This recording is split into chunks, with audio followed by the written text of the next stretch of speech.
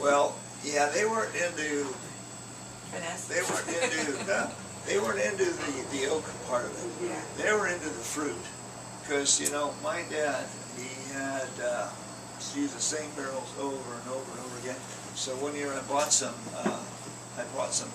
brandy oak barrels from Corbell, and so a friend of mine was a winemaker there at the time, so I brought them home. And there was still a little bit in. Turned them upside down. We got a couple gallons of brandy out of about 10 barrels. And so he made his wine in those barrels. And I mean, you know, he'd probably use the same barrels for 20 years. So it wasn't about oak, you know, all of his wines, it wasn't about oak, it was about flavor and letting them get ripe. And so you really got the fruity flavor. And so, yeah, it was just kind of a storage vessel for him, but not interested in oak. Because even when he'd harvest at times, you know, he'd take off for August and September fishing and hunting, and then come back, and the grapes would be so ripe there'd even be the mold, and he'd just put them in the truck and drive them off to the winery when Nano did that, and they loved it because they wanted that really bright flavors. Well, when he was selling their grapes to William Salem, he would tell Bert and Ed, he says, you know, I'm going hunting from this date to this date. I'll either pick the grapes before I go, or I'll pick them after I go. I'm going hunting. And you know, they always said, yeah, when you get back, pick them when you get back. And so he would do that. One year, it was actually, I think it was 1963, they had 11 inches of rain that year on October 11th, I think it was.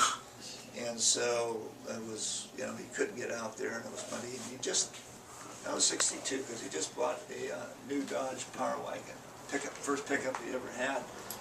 And so he and my mother and a couple of workers that my uncle had were up there and they'd pick these grapes. But they would start on Monday and picking grapes, putting it in these 50-pound boxes. And he'd put them in the back of his 62 Dodge Power Wagon. And he'd have it was set between Jackass Hill and Jackass Vineyard. You all know where that is. And then that road went right out to Martinelli Road. And at Martinelli Road he had the 1938 International truck parked there, flatbed truck. So he would load probably as many boxes as he could into the pickup and then drive out to the road and then load those boxes and put them on the back of his International flatbed. And he said after a while it got so deep, you know, he said he could only back up and go forward. He didn't need to steer the pickup. It just went by itself because the ruts were so deep and it was really muddy and wet. So you got to visualize this. He started on Monday, and so they got this truck loaded by Friday. And so by then the hair in that grapes are just tall and come out around and they're all white. And when you move them, it's like flour, you know, just the spores are going every place.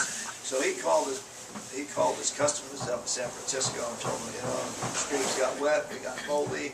You think you want them? They said, you know, best grapes we ever got have been for you. Bring them on down. So he brought them down there, and God, you'd be in a room and it was like they start dumping them into the crusher, and the crusher, 2 rollers going, you know.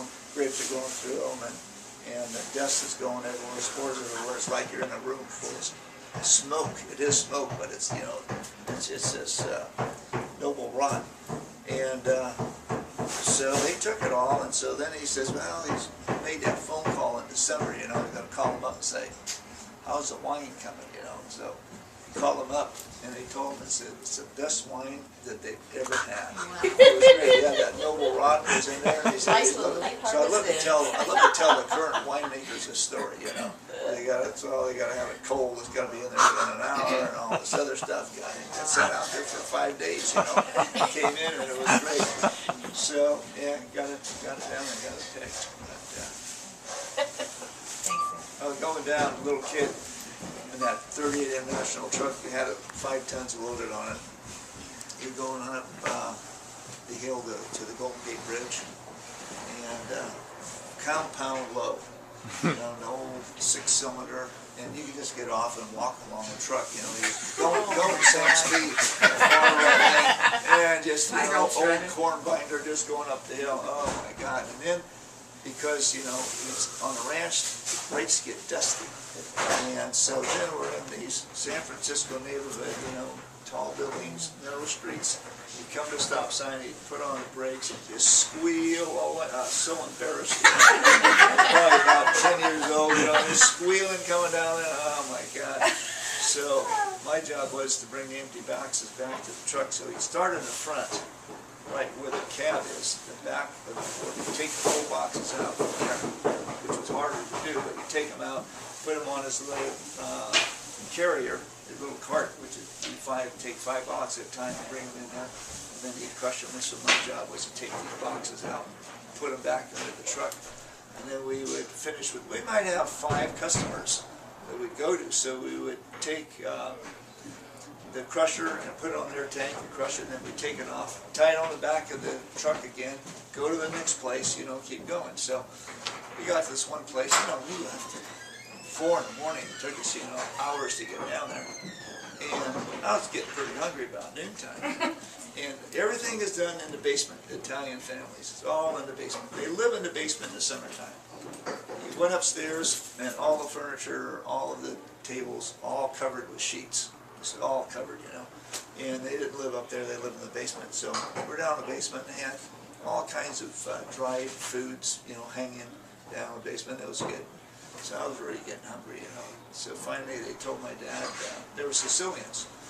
They told my dad, well, we made the spaghetti for you, and we know you don't like it too hot. So it's going to be kind of, it's going to be good, but it's not too hot. My dad didn't like it too hot, so boy, put on the spaghetti on my plate. Boy, it just looked great. I couldn't hardly wait to eat it. It's been 6, 7, 8 hours since I had any food. So took a big fork full of it and started eating it. My mouth just caught on fire.